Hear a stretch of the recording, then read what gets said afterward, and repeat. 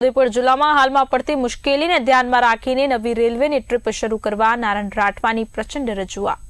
નવી ટ્રીપ શરૂ કરવા પૂર્વ રેલ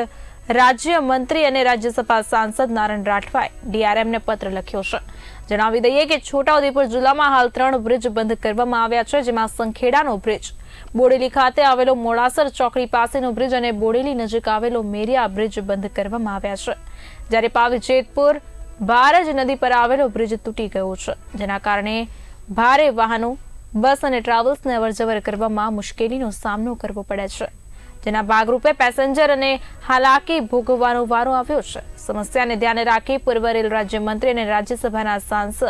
નારણ રાઠવાએ રેલવે ડીઆરએમને પત્ર લખી રેલવે વધુ ટ્રીપ વધારવામાં આવે તેવી માંગ કરી છે કે બધી બાજુથી દરેક લાઇટ વ્હીકલ જવા દેવાના અને હેવી વજનવાળા વાહનો નહીં જવા દેવાના। એમાં બસો બી આવી જાય, સરકારી બસો આવી જાય, પ્રાઇવેટ બસો પણ આવી જાય અને વધારે મોટી હેવી ટ્રકો પણ આવી જાય। હવે એના માટે એક બીજી ચિંતા ઊભી થઈ ગઈ કે આ વિસ્તારનો વાહન વ્યવહાર જો આ રીતે અટકી જશે તો આમ જનતાને, જાહેર જનતાને તકલીફ પડવાની જ છે, કેમ કે પ્રાઇવેટ બસો, સરકારી બસો બંધ થઈ જાય તો વયા નસવાડી કવાંટ થઈને દેવળિયા ચોકડી થઈને ઉદયપુર આવવાનું થાય। સરકારી કર્મચારીઓ ખાસ કરીને એને 2-3 કલાક લેટ આવવાનું થાય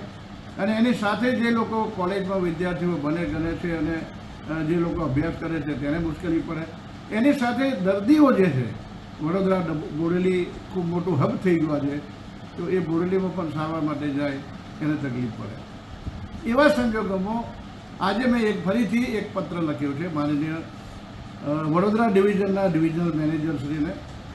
અને ડીઆરએમ સાહેબને અમે વિનંતી કરી છે કે આવા સંજોગોની અંદર રાજ્ય સરકારનું આરએનબી વિભાગ અને અમારો કલેક્ટરશ્રી વહીવટી વિભાગ છોટાઉદેપુર જિલ્લો એના તરફથી સંયુક્ત નિર્ણય લેવાયો છે કે પ્રાઇવેટ બસીસ અને મોટી હેવી ગાડીઓ જઈ ના શકે એવા પુલો મોડાસર બોડેલી, બહાદરપુર સંખેડા અને ભારત નદીનો પુલ, મેરિયા નદીનો પુલ અને ધીમે ધીમે આની ચકાસણી થતાં જેમ જેમ ક્ષતિગ્રસ્ત દેખાશે તેમ તેમ વધારે પુલોને આ લોકો રોકવાનો પ્રયત્ન કરશે કે બોર્ડો લગાવવાનો પ્રયત્ન કરશે કે લાઇટ વ્હીકલ જવા દો, ભાવિ વ્હીકલ નહીં જવા દો। એવા સંજોગોમાં અમારા પેસેન્જરોને શું થશે?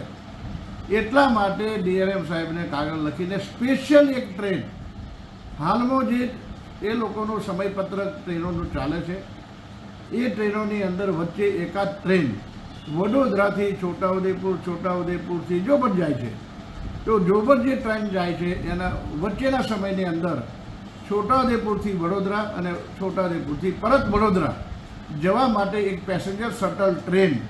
ચાલુ કરવામાં આવે